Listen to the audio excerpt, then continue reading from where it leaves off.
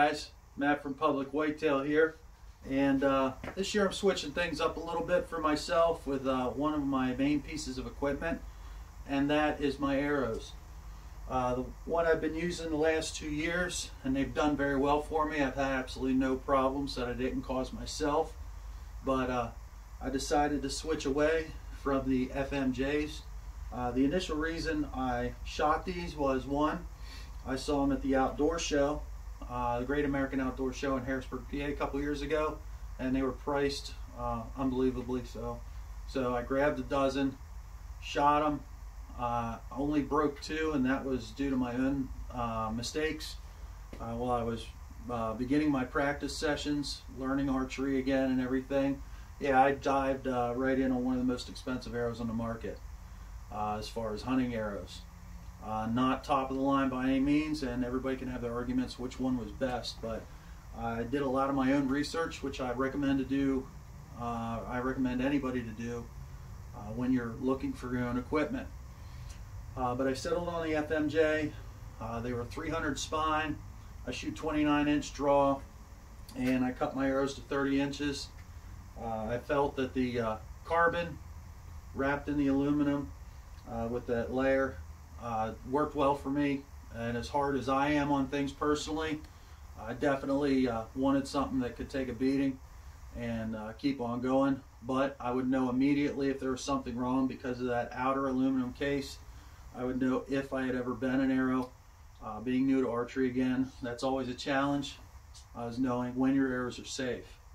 However, I have to say, for 2 years of practice, fantastic results. Definitely got a lot of consistency out of these arrows. I even tried to, last year I did something different. I fletched with a 6 fletch. Yes, that's 6. That's 3 plus another 3. Something I wanted to try for longer distances if I ever shot a field or a food plot or something, and saw some definite positive results for myself. That's not for everybody else, and not everybody can fletch. So something I wanted to take advantage of, because I do have a fletching jig upstairs. I keep a Bitzenberger, and I learned how to fletch as well in the last 2 years. So something I like to play around with every once in a while, because if I mess it up, I don't have to drive the whole way back out to the shop to get it fixed. So had a lot of fun with these guys, and I definitely have them just in case I ever go for a bigger game than deer. If I ever go bear, if I get a chance to go elk somewhere, or if I get a chance to go out west, I definitely have these in reserve. So what I did was I started researching yet again, and I was looking for an all carbon shaft. Did not know if I was going to stay with Easton or not. The other guys on the team, they shoot gold tips. They're shooting 300 and 340 spines, I believe, because they're both shooting around 60 pounds. So they can get away with a little bit of flex in their arrows. I shoot 70, so I need a 300 or a 250 spine. Everybody can argue about that on their own time. I choose to go with 300. It suits me, and the accuracy's there for me. I haven't had a problem with it yet. So no reason to go the whole way down in tightness as far as adding extra grains when I'm already happy with the results I've had so far. So I went down, had a chance to go down to Lancaster Archery Supply. A lot of people in the archery community know where that is. It's in central Pennsylvania, towards Philadelphia, about an hour away from Philly. But they know what they're talking about down there. And if they actually have an employee that doesn't have an answer for you, they can go 10 feet and grab another guy who's experienced something, what the customer's asking about, and they can definitely help you out. So check out other archery shops if you can. If you ever get to Central PA, Lancaster Archery Supply is huge. They have a whole complex there. They run tournaments, they run training, they have a full service back room where they work on stuff, get arrows cut, strings changed, everything. But they can also do larger things like single and group lessons plus whole tournaments. Everybody, if you've paid attention to the target archery scene at all, you know that they have an open every year. They have multiple tournaments every year in all kinds of age groups, from children on up through adults. So huge shout out to Lancaster Archery. Really enjoyed my time down there, and I'll definitely be going back. But getting back to the meat of the subject, looking for a new arrow, something that was all carbon, and something was still 300 spine. I was going to stay 300 spine, and I shoot 29-inch draw, but I have my arrows cut to 30 inches. Why, you ask? When I started getting back in archery, I know, me being me, I'm an accident-prone individual. So aside with going with the aluminum shafts, so I knew if I had bent something, if I smacked something against a tree or dropped one, I knew right off the bat what I was looking for. In addition to that, when I cut my arrows, I go with a 30-inch arrow. Some people think that's crazy. Some people do it. Some people just don't. But they understand the process. My personal reason is for an extra inch of space when I'm going back into that full draw. If I'm ever in a hurry personally, I know I've cut myself working on stuff enough times. If I draw that bow back too fast in the heat of the moment, and I happen to have my fingers outstretched in the grip, because we don't hold on to grips, we either rest them or we hold them out straight, I don't want to have a chance of that broadhead touching my finger. I've only heard one case of it, and it was enough to change my mind to try and prevent it from happening. So that's why I go 30-inch. Now, I went in with an open mind. I had been researching the other companies for the last year or two. Carbon Express, Gold Tips, which the other guys shoot, big ones. Even my stepson shoots Black Eagle brand. I'm not a big fan of them, but that's his call. He's a big boy. He can go ahead and shoot what he wants to. He's an adult. So that being said, I went in and talked to two different guys at the shop, and I said, "What do you think? What's your opinion?" And people told me various stories about certain companies starting to have design issues. Some people were having problems with customer service issues. However, what it narrowed down to me was, I said, well, my buddies are shooting Gold Tips. I said, maybe I could shoot Gold Tips. So he asked me, he says, well, what are you shooting now? Of course, I told him Easton FMJs. And he says, okay. And he says, well, actually, he says, for a fair price, he says, we can get you a half dozen of a new arrow that came out this year. And that arrow is the Easton AccuCarbon. Okay? Now, you can search it online. I don't want to get up all close and start walking around showing the arrow and screwing up the camera. But this arrow came in right under 10 bucks a shaft, and I got a half dozen of them. So I think $60 was fair price to me. $60 may be too much for some people if you're on a budget.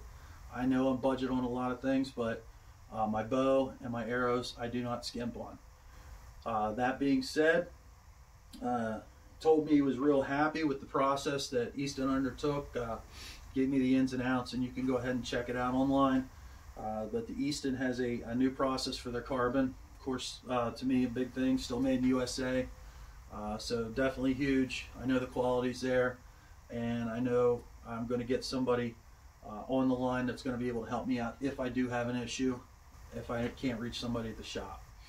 So that being said, I'm going to give these things a shot. But one thing that I didn't get to do last year that I wanted to, but I ran out of time, was I wanted to bare shaft tune these. And I'm taking that time this year. We only had a couple days left in the second archery season here in PA, so I'm calling it quits and packing up. I may go out one more day for a walk. However, I'm not expecting anything, but I will have one more day to go out and take a stroll. But other than that, our hunting season's closed. We're getting ready to set up for next year.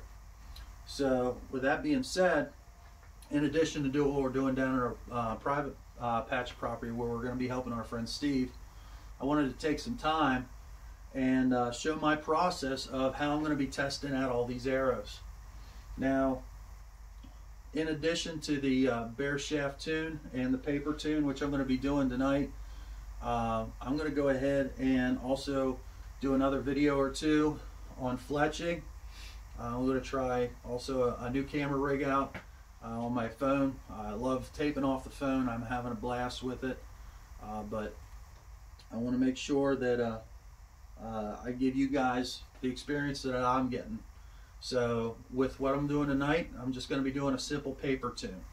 Now, knowing my bow, I already know it shoots fairly straight. Shooting with Taylor and shooting with Zach, we have had plenty of practice sessions between all three of us. I think Taylor is the better archer of all of us, but I try and work as much as I can to better myself. So it's not really a competition with us, but we're definitely there to help each other. But I'm always practicing personally, so I can go ahead and get the desired result when I get that chance at a shot. So that being said, we're going to test out this Easton 6.5, the AccuCarbon, and it's 300 spine still. I stayed with that, and grain wise we're looking right at a little over 9 grains per inch. So I'll let you guys do the math on that. Difference between that and the FMJ, of course, the FMJ was about 12 grains per inch. So it's going to be quite a difference getting through this process, because my bow is set to those Easton FMJs. I'm going to be resetting everything basically on the Easton AccuCarbons, and this is the match grade. It's a 1/1000th of an inch difference from end to end. I'm going to try and test that a little bit later. I'm going to be running through an arrow spinner before I do my fletching, and I'll show you that process, what I go through when I do those. I'm also going to be weighing my arrows, and this year the one thing I'm not going to change, other than my bow, I'm going to be staying with my my Power Max, my Hoyt Power Max. I'm also going to be staying at 175 grain tips. Now 175 grain tips are a lot for some people. Personally, I'm having a little more success, and I'm also having a little more consistency with the heavier tip. Also, what I got into last year was the DRT. It's from Dirt Nap Gear, and basically what this is a 150 or 175 grain single bevel. How do we change that up? On the screw-in portion, they have a collar. It's a weighted collar. It has 25 grains on it. I put that 25 grain collar on, screws up, butts up against the broadhead shaft on the ferrule. Screw that into the arrow, and it all becomes one unit. So I've had zero issues with these coming out at all this year from all the walking that I've been doing, and definitely happy with it. So I'm going to be staying with the DRTs, the single bevel, 150, 175 grain. Behind me, you see this wonderful invention of technology in my spacious and very clean garage. This is my paper tester, my paper tuner, and my rig is homemade. Yes. Like I said, I spend the money on the bow and the arrows. Sometimes I try and save myself a little money on the other side with some of the equipment. Rather than going with a $50, $100, $150 setup for paper tuning, I'm testing out this first generation ever PVC paper tuning module. We'll come up with a good name for it later, but basically I went ahead and spent about $10, $15 at Lowe's, and went ahead and got some PVC, got some elbows, and put them together last night. And then my wife, she likes to design, and she had an extra roll of wallpaper laying around. She uses this for drawers and cabinets and all kinds of good happiness stuff. And some of you guys know that because some of your wives do that too. But she happened to have a roll laying around. So I went ahead and peeled some off and went ahead and set it up with my rig, a couple pieces of tape. I made sure everything was secure. And because the PVC is tight, I went ahead, cranked it back, made sure I have good tension there.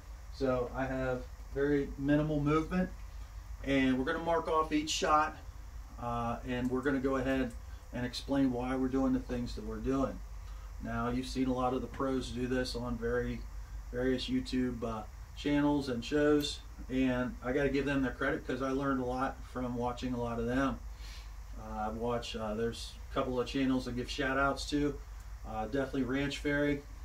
He's got some real good ideas. He's a landowner down in Texas, and he has a very simple approach to setting up arrows, shooting, targeting, everything. Definitely say check him out as well as us.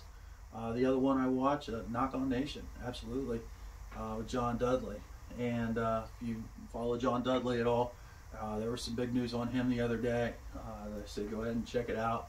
It was a barn burner, so me keeping in mind that episode, what I watched the other day online, I might be looking for a new bow next year. So we'll see what good things come from his move and move from there. But that's another story for another day. But basically what we have set up here is our paper tuning setup. And we have our speed bag, or our bag target behind there. And from about 3 meters, 9 feet, I'm going to go ahead and shoot at the target one at a time. And we're going to go ahead and see what we got. See what kind of adjustments we have to do. Long story short, when you're shooting, we'll take a shot, put the bow down, and then we'll go ahead and look at our shot. If there is a left to right tear, we move the rest either a slight tick left. If it's a right hand blowout, if it's a left hand blowout, we move the rest a slight tick the opposite way. However, if the arrow is traveling up or down, we move the rest following that blowout tear. So we'll see what we have here. Like I said, first time for this rig, so this is our initial test. Definitely happy to bring it along for the ride, and hope you get some laughs too. We'll see what we got. Okay? Now getting ready to shoot. Have my bow set up. Didn't change anything yet. I'm not going back to full center draw. We're not doing a full setup here. I'm still shooting a 300 spine arrow. I have a basic idea of what's going to happen here. However, what I'm going to do is I pull my quiver off, and I imagine that when you hear the shot, because we're in an enclosed garage, it's going to sound pretty much like a 22 going off. But we'll take the shot, and then I'll bring the camera up, and we'll check out and see where we're at after the shot. Okay?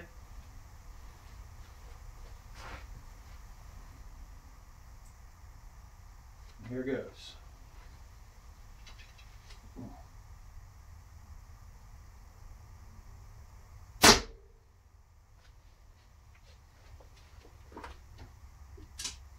Okay, let's see what we got here.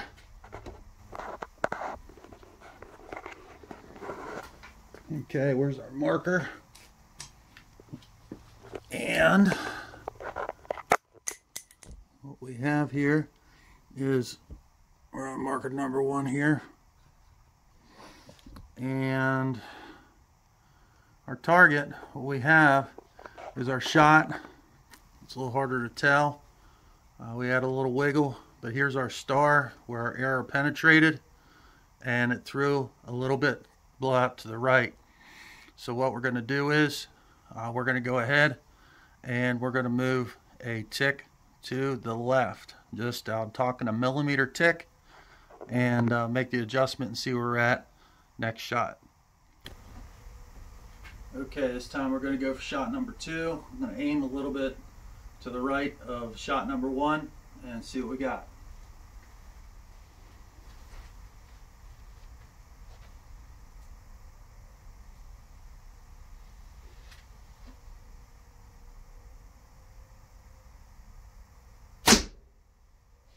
Oh my,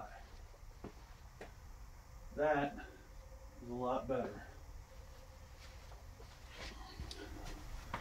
Go ahead up, check it out, see if I can keep it in frame a little bit better this time. And I already tripped on something while I'm carrying the camera. Okay, shot number 1 above, shot number 2 just a little bit to the right.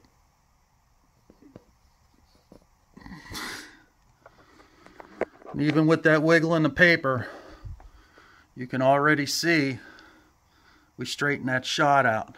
There's still a slight blowout up, so we're going to move that rest down just a shade, and we are close.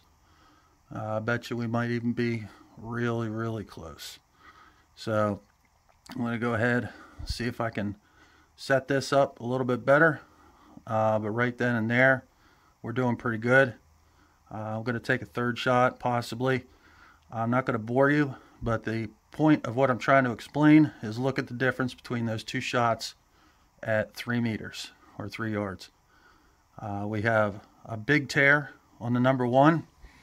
That thing is wider than my finger, and I got pretty big fingers. And on number two, we definitely straightened that out to the point to where we definitely got a positive result. I pushed it over just enough to the point to where we definitely saw a result. So I'm going to shoot number three here in a minute, and if there's any noticeable change in that, we'll show it. If not, if it's pretty much the same, I'm going to call it there, and we'll come right back in a minute regardless. Okay, we're going to go ahead and take shot number three now.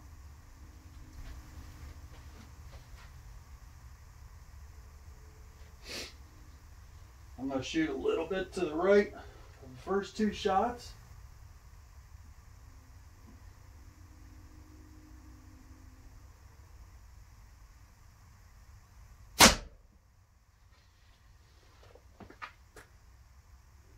And that looks near identical.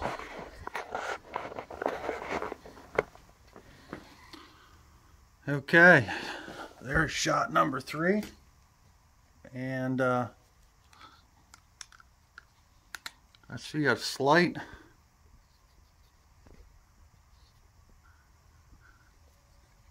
tear, but I don't think that's anything to write home about. I will be testing these with fletchings next. I am sticking with that, and I am not messing around with it anymore. We were close before. There wasn't a severe tear. This is fairly close, and it's slight higher, but nothing's kicking, and I'm pretty happy with this result right here. Being this up close, a little bit bigger arrow, I'm more than happy. My rest is set, it's locked in, and this is what we're going to go with. Well, what we got is a good result. We were close already. We knew we were. It was just a difference of an arrow, and we also shot the arrow without any fletchings. So for the arrow being as light as it was and not having any fletchings, the first shot, I didn't know what to expect, to tell you the truth, but I am very pleased with how it did shoot. We did a quick right-left adjustment.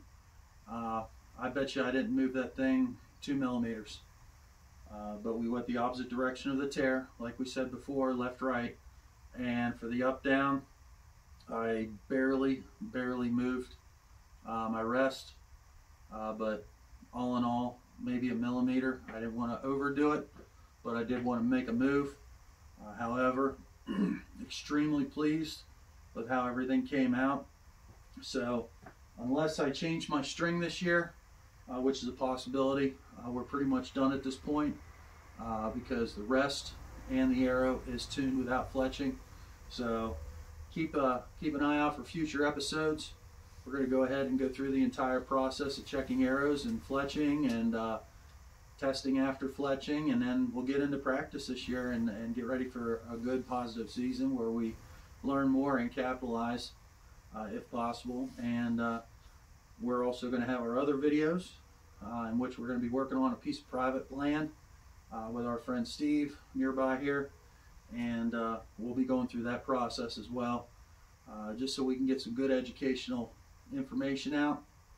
I'm definitely happy with everything, and till then, I'm going to close it out and stay safe, stay legal, stay hydrated.